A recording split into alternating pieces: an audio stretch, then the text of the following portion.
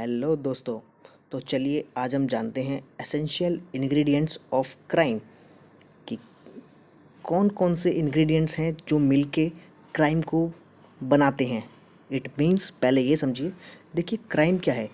Crime एक word है जो अपने आप में सफिशिएंट नहीं है किसी भी चीज़ को क्राइम कहलाने के लिए। इट मीन्स जैसे समझिए राइटिंग, हमने बोला राइटिंग, तो राइटिंग से हम क्या समझे, अगर हम इसकी मीनिंग देखें तो हम समझ गए कि हाँ ये इसका मतलब है लिखना।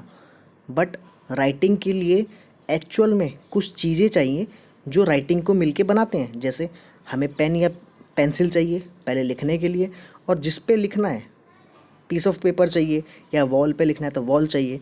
तो ये दोनों चीज़ मिल के बना रहे हैं राइटिंग को। सेम यहाँ पे भी अप्लाई होगा। क्राइम अकेले में सफिशिएंट नहीं है, क्राइम के कुछ ऐसे इंग्रेडिएंट्स हैं जिनको मिला के वो क्राइम बनता है। हर एक्ट क्राइम नहीं होता। तो अब हमें क्या चाहिए कि हम उस एक्ट को क्राइम बोले, वो आज हम इस वीडियो में जानते हैं। ठीक है, तो चलिए शुरू करते हैं।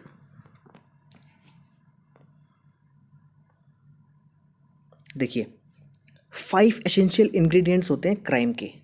अब 5 कौन कौन से हैं, बहुत ही ज़रूरी हैं ये, और अगर ये पांचों होंगे तो ही वो एक्ट क्राइम कहलाएगा। अगर इनमें से एक भी चीज़ मिसिंग है तो वो क्राइम नहीं कहलाएगा।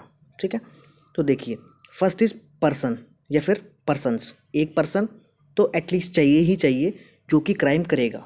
ठीक है, हम ऐसा नहीं बोल सकते कि हाँ एनिमल ने अगर किसी को काटा, लेट सपोज डॉग ने किसी को काट लिया, तो क्या हम उसके अगेंस्ट केस ले आएंगे? डॉग के अगेंस्ट नहीं ला सकते।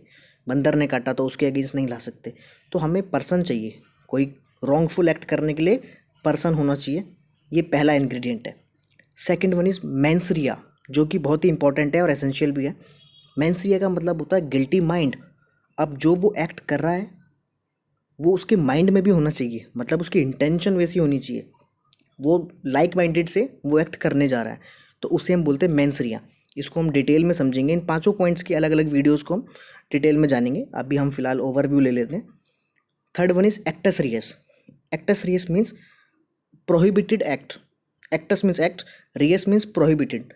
कोई एक्ट ऐसा होना चाहिए जो प्रोहिबिटेड हो, मीन्स मना किया गया हो लॉ से कि इसे नहीं करना है, और वही एक्ट कमिट हो रहा है, तब जाके वो क्राइम बनेगा। अगर कोई ऐसे एक्ट कर रहे हैं जो कि मना ही नहीं है लॉ में, तो वो क्राइम कैसा? ठीक है, तो पहले पर्सन होना चाहिए, कोई ह्यूमन बीइंग होना चाहिए। फिर पर्सन में ह्यूमन बीइंग और इसके अलावा भी कुछ आता है नहीं, वो हम इसकी एक डिटेल वीडियो में देखेंगे। बट अभी आप मान के चलिए ह्यूमन बीइंग होना चाहिए क्राइम करने के लिए, उसका गिल्टी माइंड होना चाहिए, और उसका एक प्रोहिबिटेड एक्ट होना चाहिए। And the fourth one is injury. अब उसने इन तीनों चीज़ों को मिला लिया, पर्सन भी है, उसका माइंड भी है कुछ गलत करने का, और उसका एक्ट भी ऐसा है जो कि मना किया गया है लॉ में। बट अगर उस एक्ट से किसी को इंजुरी ही नहीं हुई तो फिर वो क्राइम कैसा? ठीक है, तो इंजुरी होना ज़रूरी है, तभी तो किसी की अगेंस्ट इंजुरी होगी तो वो उसकी कंप्लेन करेगा, या तो फिर कंप्लेन नहीं करेगा तो स्टेट अपने आप कॉग्निजेंस लेगा। तो ये बट इंजुरी ज़रूर होनी चाहिए। ठीक है, अगर कोई अपने आप को ही लेट सपोज स्लैप करता है, अपने आप को पनिश करता है, तो उसमें इंजुरी किसे हुई? किसी को नहीं हुई, तो फिर ये कोई क्राइम नहीं है। ठीक है ना।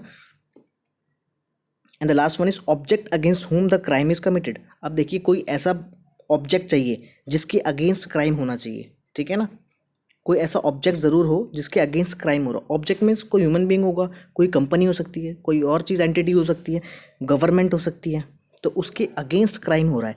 तो ये पांचों ज़रूरी है। पहले पर्सन होना चाहिए, फिर उसका माइंड गिल्टी होना चाहिए, और फिर जो उसका एक्ट है वो प्रोहिबिटेड वाला एक्ट होना चाहिए।